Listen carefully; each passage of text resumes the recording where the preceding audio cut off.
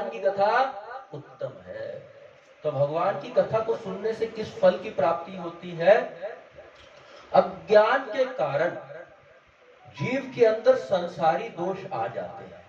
संसारी दोष क्या है? अहंकार, ममता, इस प्रकार के बहुत सारे संसारी दोष जो है वो जीव के अंदर उत्पन्न हो जाते हैं। इसका मूल कारण अज्ञान है। जब हम भगवान की कथा सुनते हैं तो उस अज्ञान का भी नाश होता है, संसारी दोषों का भी नाश होता है। तो फल की दृष्टि से भी भगवान की जो कथा है अन्य सब कथाओं से उत्तम है। फिर तीसरी बात, संबंध की दृष्टि से भी भगवान की जो कथा है वो उत्तम है, क्योंकि भगवान की कथा का संबंध किसके साथ होता है? भगवान के साथ होता है। तो भगवान की कथा से भगवान का पूर्ण अनुभव, पूर्ण ज्ञान प्राप्त होता है।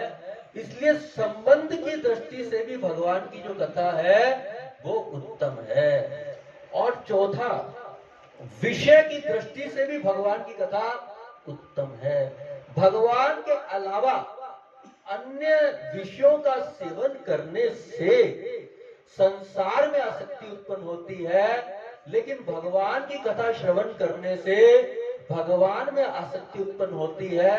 भगवान की कथा में क्योंकि विषय भगवान है, तो विषय जो है अन्य भी विषय होते हैं। संसार के बहुत सारे विषय हैं।